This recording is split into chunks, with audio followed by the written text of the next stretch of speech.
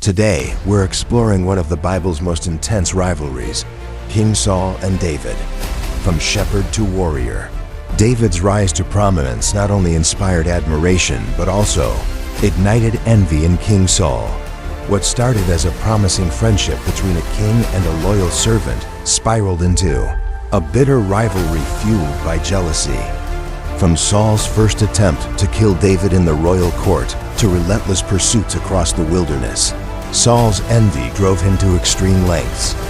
But one of the most dangerous moments came when Saul gave David an impossible task, a challenge so deadly, Saul hoped it would lead to David's downfall.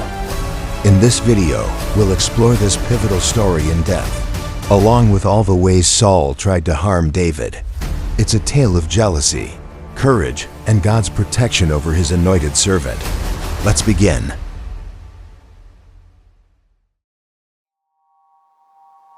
Saul's jealousy toward David started shortly after the young shepherd defeated Goliath. The people's praise of David, singing "Saul has slain his thousands, and David his tens of thousands," ignited a fire of envy in Saul's heart. This led to the first direct attempt on David's life.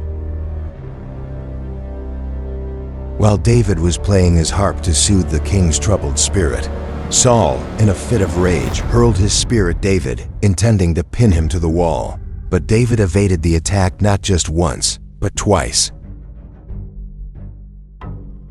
After failing to kill David outright, Saul resorted to manipulation. He offered his eldest daughter, Merab, in marriage to David, but with a condition. David must continue to lead the army against the Philistines. Saul hoped that David would be killed in battle. But David's victories only fueled Saul's jealousy further. Despite David fulfilling the conditions, Saul gave Merab to another man. But Saul wasn't done scheming. When Saul learned that his younger daughter Michal loved David, he saw another opportunity to trap him. He demanded an impossible bride price, 100 Philistine foreskins. Sounds gruesome, right? Saul's plan was simple. He hoped the Philistines would kill David in the process. David, trusting in God, accepted the challenge. Not only did he meet the deadly quota, but he doubled it, bringing back proof of killing 200 Philistines. This left Saul no choice but to give Michal to David in marriage. Saul's plan backfired. Instead of eliminating David, the challenge only solidified his success and popularity.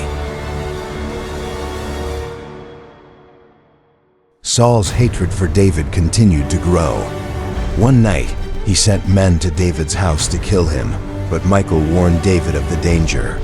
She helped him escape through a window and placed an idol in the bed to deceive Saul's assassins. This failed attempt marked a turning point. David was now a fugitive, constantly on the run from Saul. Saul didn't stop there. He pursued David across the wilderness, leading to several dramatic encounters. At one point, Saul unknowingly entered the very cave where David and his men were hiding. David had the perfect opportunity to kill Saul, but chose to spare his life, cutting off a piece of Saul's robe instead. When Saul left the cave, David followed and called out to him, "My lord the king, why do you listen to the words of men who say, 'Behold, David seeks your harm'? Behold, this day your eyes have seen how the Lord gave you today into my hand in the cave.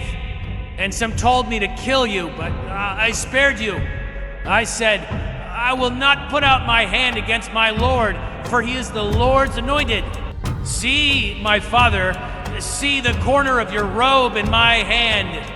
For by the fact that I cut off the corner of your robe and did not kill you, you may know and see that there's no wrong or treason in my hands.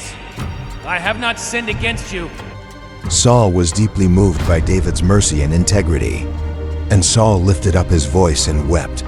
He said to David, "You are more righteous than I, for you have repaid me good, whereas I have repaid you evil. And you have declared this day how you have dealt well with me, and that you did not kill me when the Lord put me into your hands. For if a man finds his enemy, will he let him go away safe? So may the Lord reward you with good for what you have done to me this day." David's act of mercy struck Saul temporarily with remorse, but his jealousy eventually returned and the pursuit continued.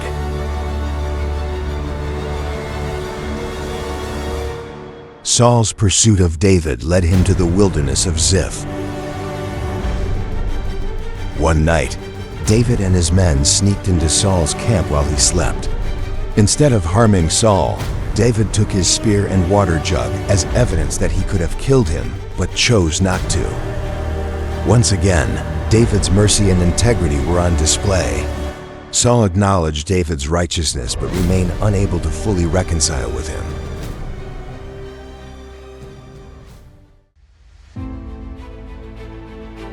In the end, Saul's relentless jealousy consumed him, leading to his downfall. His hatred for David blinded him to God's plan, and his unchecked envy brought suffering to himself and his kingdom. Meanwhile, David's courage, faith, and mercy demonstrated why he was called a man after God's own heart. This story is a powerful reminder of God's protection and the dangers of jealousy. But David's trials didn't end here. Later in life, he would face heartbreak and rebellion in his own family, not with an enemy, but with his own son, Absalom. Watch our video on the downfall of Absalom to see how David's journey came full circle. Don't forget to like, subscribe, and share. See you next time.